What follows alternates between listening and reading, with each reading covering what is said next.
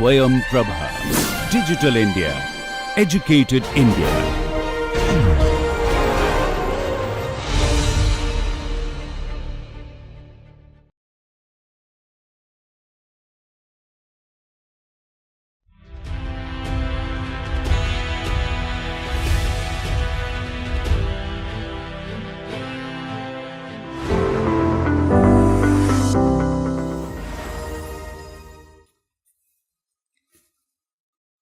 Dear learners, welcome back. If you remember, in the last lecture we discussed about the different grid systems and their importance in graphic design, specifically in the area of print and publication design. In today's lecture, we will discuss three more aspects of print and publication design, which are very important to achieve a good quality print. The first is understanding the importance of image resolution in print. This will be followed by a discussion on paper selection. Then the session will conclude with a discussion on print production processes. So let us start. Image resolution is a critical factor in printing as it determines the quality, clarity, and sharpness of the final printed output. A mismatch in resolution can lead to blurry or pixelated images. Resolution refers to the number of pixels in an image, measured in ppi, which is pixel per inch for digital images, or dpi, which is dots per inch for printed output. So if you look into the standard practices which is used in the industry, 72 ppi is the standard for online uses, whereas 300 dpi is the standard for high quality print images. As pixel density of a display is increased, the image can show more detail, which is visible on the screen. If you look at the screen, we have four examples: 10 ppi, 30 ppi, 72 ppi, and 300 pixel per inch. Now if you look at the 10 pixel per inch, where you have a 10 pixel in a vertical and horizontal direction, which is making the whole image, you will find this very pixelated and blurry image. Whereas the same image which has been visualized in 300 ppi, the image quality is very high and clear. So that means high resolution will result into more detail, and that will result into better quality of print. The pixel system differs between digital screen and printers. This has to be understood to make most out of it. For example, a 10 by 10 pixel image displayed on a computer screen requires far more than 10 by 10 printer's dots to reproduce accurately on the paper. This is because printer has a limited range of ink colors. For example, the blue pixels forming the sphere here in the first example on the screen are represented by the printer using various overlaid combination of cyan, magenta, and black inks. The second example. Similarly, light aqua tones are reproduced by blending cyan and yellow, and along with some white, which is ink-free spaces within the corresponding image pixel. So the same pixel which is visible on the screen in RGB mode, if it has to be reproduced through printer where it works on DPI, dots per pixel, you need more dots compared to the digital screen. Now here in this example, this small square is further divided into 6 part, where 6 more squares, small squares, and this is how the pixel number of dots has increased, so that when we are viewing this in two setups, which is one is on the digital screen and second on the printed format, both will look similar. There are different resolution standard for viewing and printing an image. So for example, if you go with a resolution below 150 ppi, the image will be suitable for wave use. But the result results may be blurry or pixelated for prints. So as said earlier, for high quality print, 300 and above ppi is the best thing which can be adopted to produce a very sharp and detailed image. Similarly, for large format printing, such as billboard and posters, 150 to 200 ppi is an ideal range.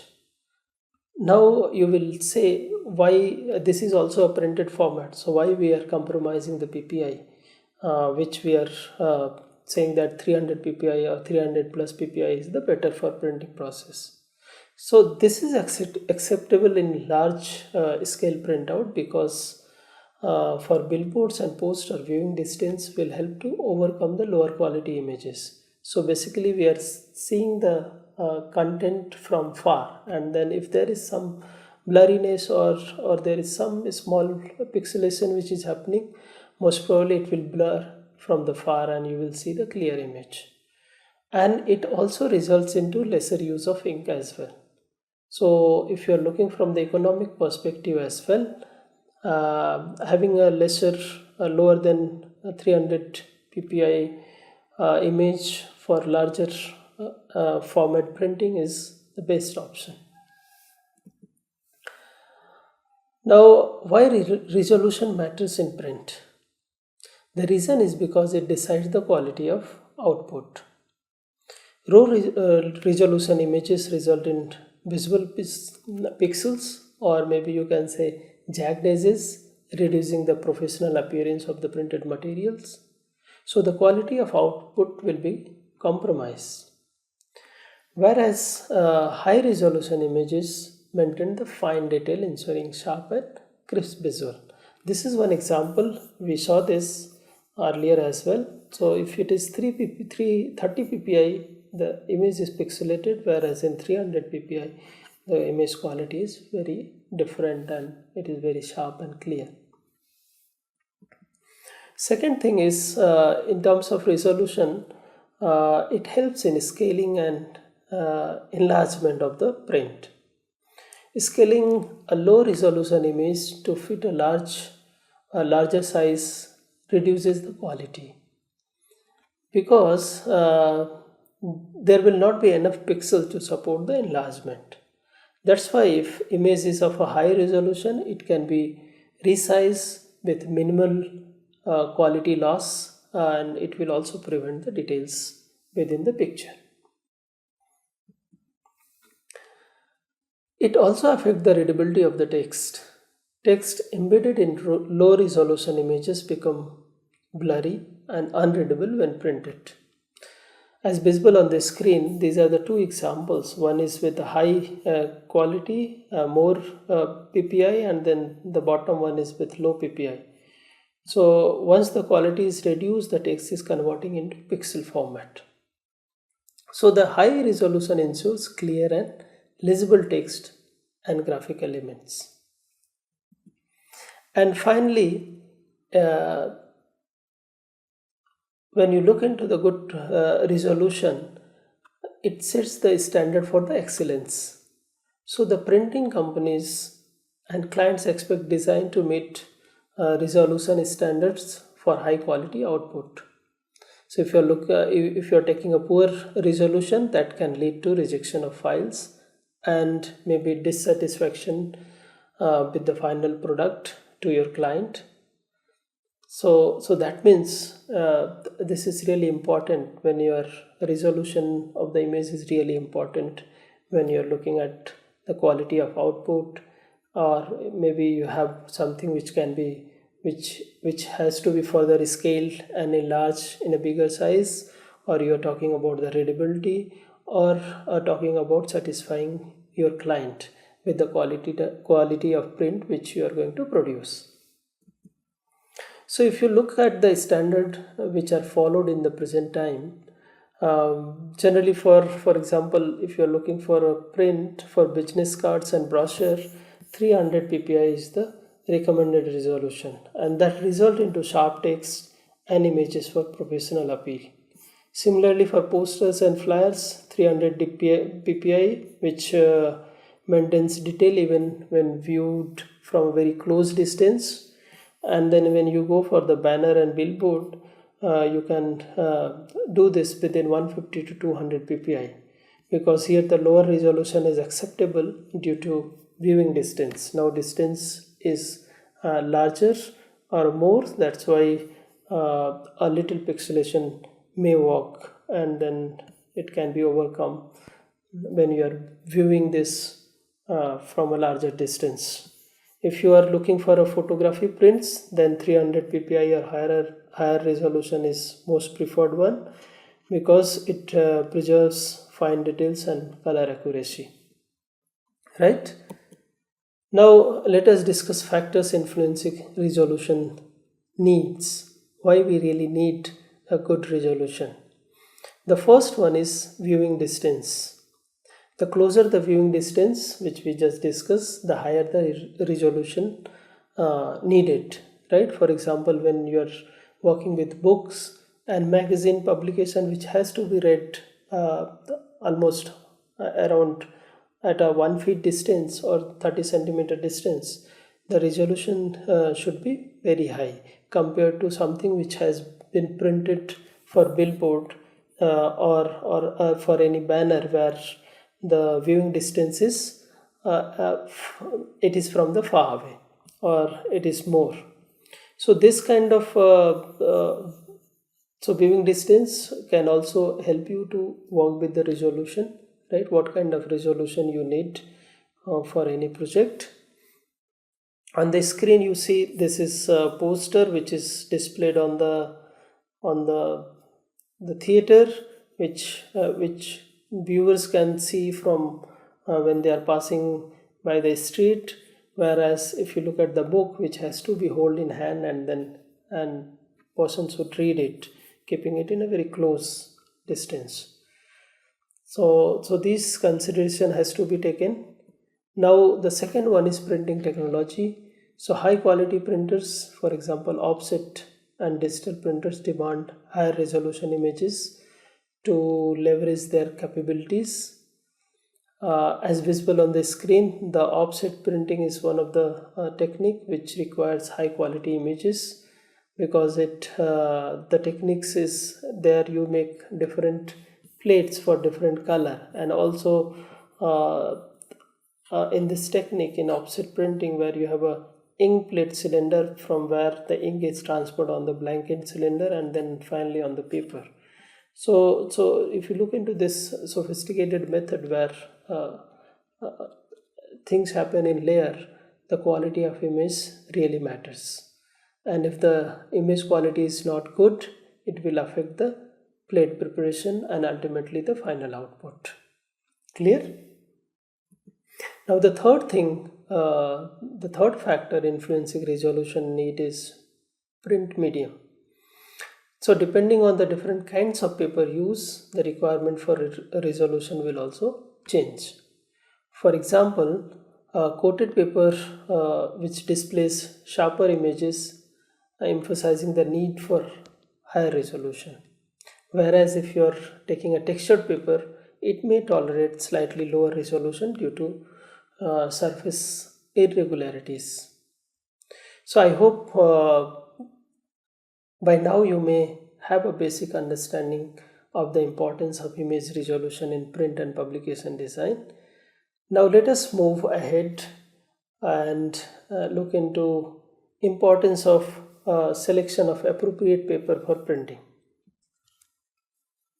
Selecting the appropriate paper for printing is a critical decision that can significantly influence the quality, feel, and overall impact of the final printed piece. The right paper enhances the design, communicates professionalism, and meets the specific need of the project. The type, texture, and weight of paper determine how ink is absorbed, which affects the clarity, sharpness, and vibrancy of printed colors and images. That means poor paper choice can lead to dull colors, smudging, or and uneven prints. So there are basically two types of paper. Coated papers, which comes in a glossy or matte finish, which is excellent for high quality prints like brochure, magazine or photographs. It enhances color vibrancy and sharpness. But coated papers are not ideal for printing uh, text heavy prints or maybe writing, as it can be very reflective and create uneasiness when someone is reading or going through it.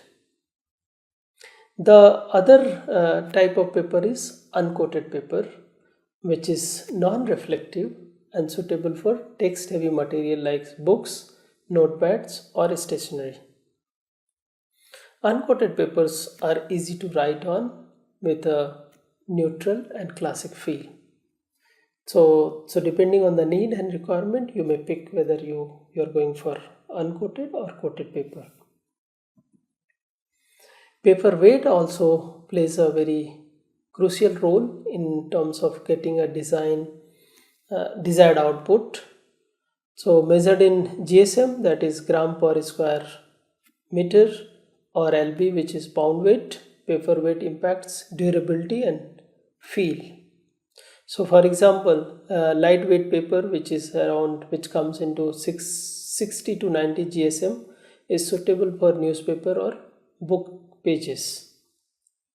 Similarly, the midweight paper, where it is around 100 to 170 GSM, is ideal for brochure, flyer and posters. If you are going for heavyweight papers, which is more than 200 GSM, it is used for business cards, postcards and premium invitation cards, where it is very sturdy and the size is also very small, so it will be very easy to hold and then access. Paper finish is another factor. So first we discussed paper weight. Now we are moving ahead with paper finish. So glossy, satin, matte or textured finishes affect the tactile and visual appeal. For example, glossy finish is reflective and vibrant for photos and promotional materials. Matte finish is subtle and it reduces glare, so suitable for formal documents. Whereas if you look into the textured paper, it adds a unique tactile quality and mostly used for luxury items like wedding card invitations or any other kind of invitation. Opacity determines how much ink shows through from the other side.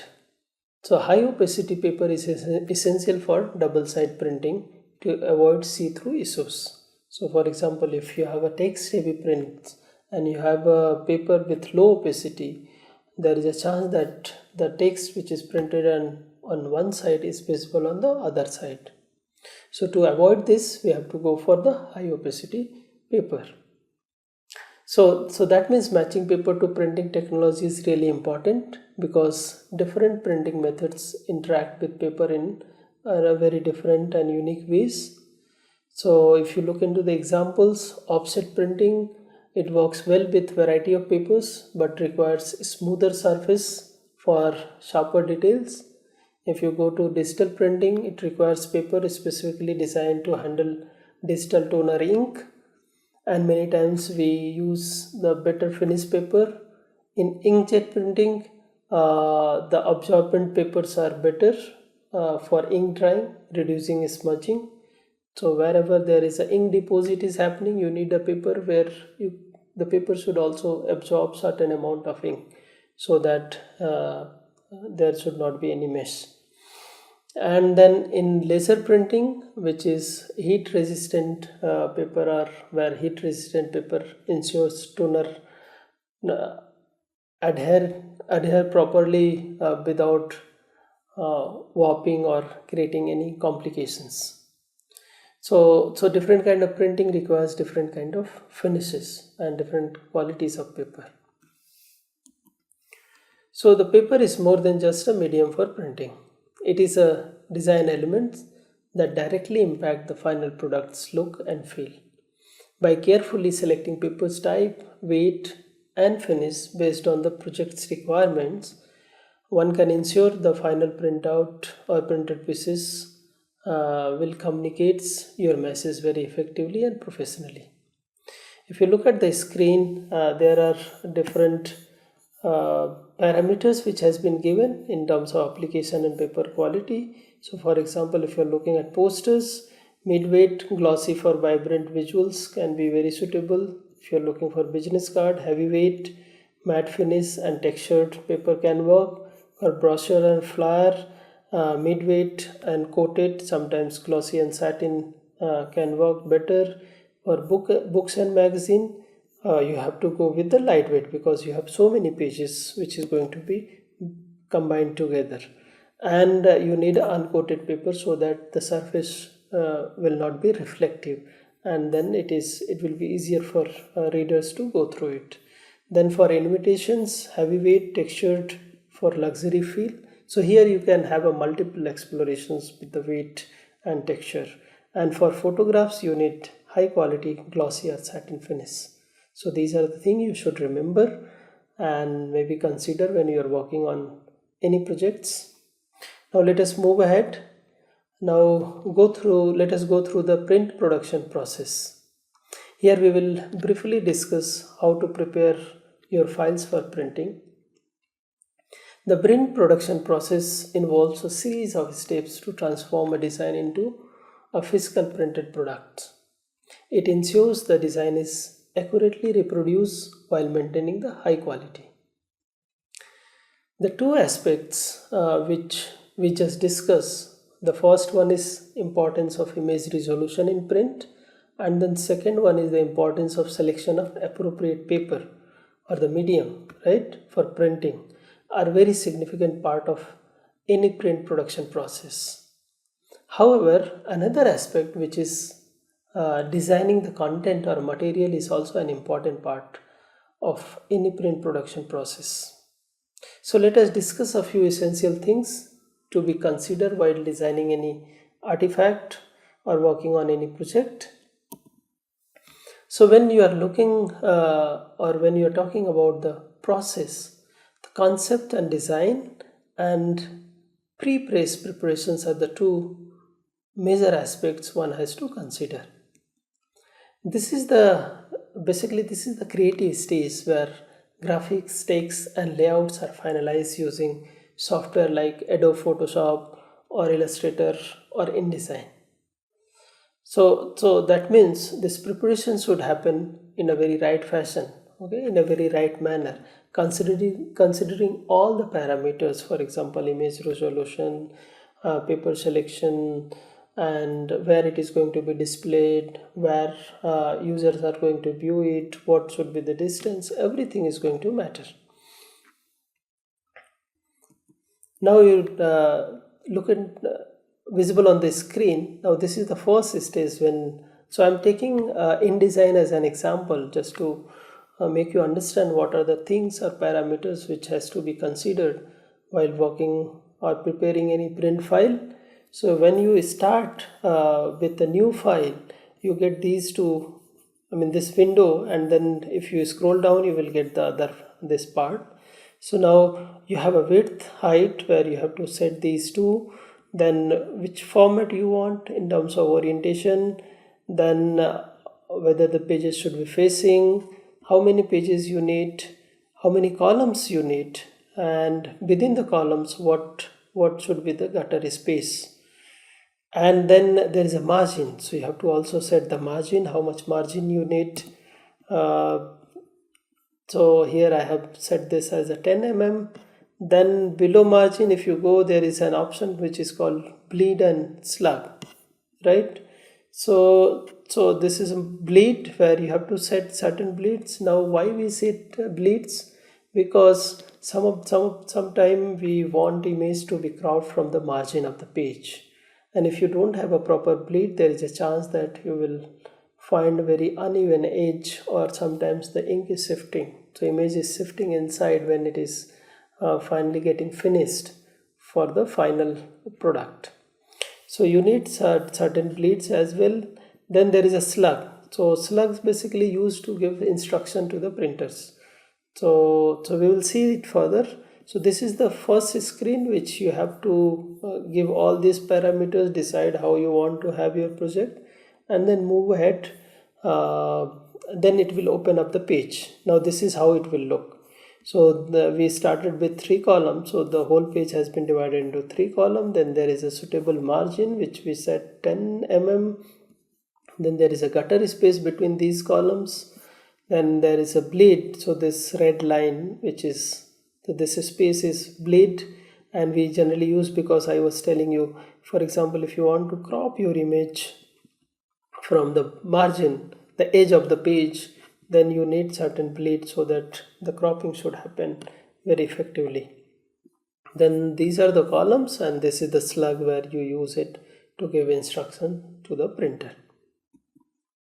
Now this is how, if you compose anything, any content with image, this is how it will look. So now you can clearly see that these are the 3 columns, and then these 3 columns has been taken to place, used to place the images. At the same time, these 2 columns has been combined to place text here, and then there is certain highlighter, right? And then this text is coming in 1 column. And so this is how this grid system can help you to structure and put the content in a very right manner so that you can easily navigate through the page. And these are the parameters which we have already set. So there is margin, bleed, and then slug. I can write something here for the printer as an instruction, and that will trimmed off when it is going for final finish from the margin, right? So let us move ahead. This is how it is going to look finally if you remove all these details. So this is your piece, and you can see this preview on the screen before going for print. Let us move ahead. So proofing is another important part. So not just preparation of file, but doing proofreading. So there are different kind of proofing. So 2 types basically: soft proofing and hard proofing, right? So soft proofing is a digital preview of the design to check colors and layout. So where you are looking on the screen and then checking everything, whether things are in place or not. Then there is a hard proofing, which is printing and examining the physical sample to verify color, text, and alignment before going for full production.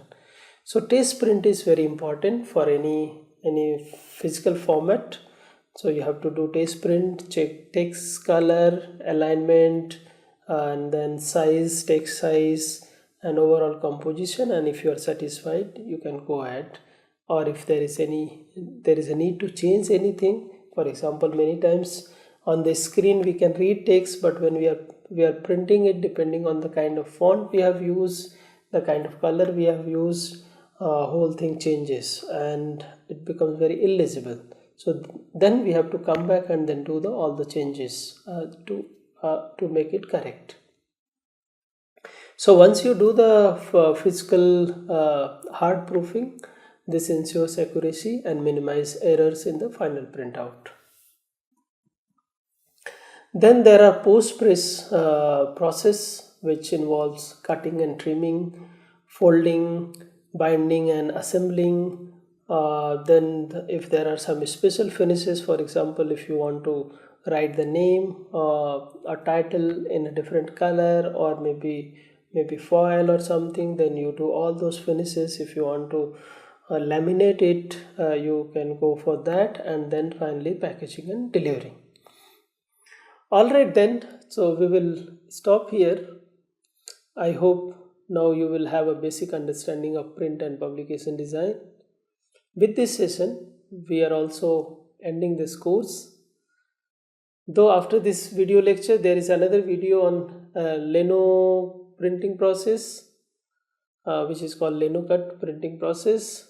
So do not forget to watch that video, because it will give you a very interesting insights about the printing techniques, the basic printing techniques, which is there since the beginning. And so just to summarize, we from this whole course we started with understanding design, and if you remember, we have also formulated our own definition of design. And I'm sure you are every day you are going back and then seeing it, and then most probably you are bringing some changes to your definition. And by this time, when we are concluding this session uh, on this introduction to graphic design, I'm pretty sure that your definition has changed drastically.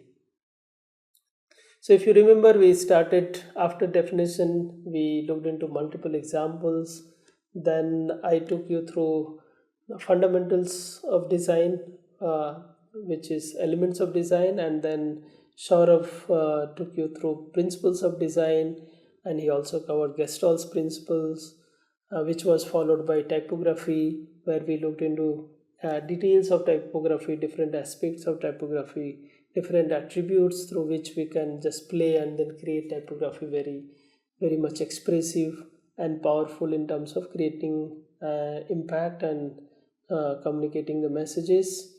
From typography, we moved on to identity design, where Professor Saurav has taken you through multiple examples, and then different principles and different guidelines through which you can create stunning logos and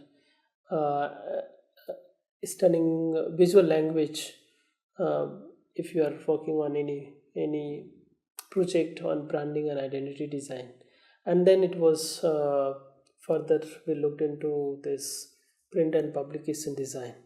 So the whole course was about understanding how these different facets, this different part of the graphic design, which is a big umbrella, how these things comes in and then help to create a very strong message, and also helps designer to communicate with user in a very effective manner.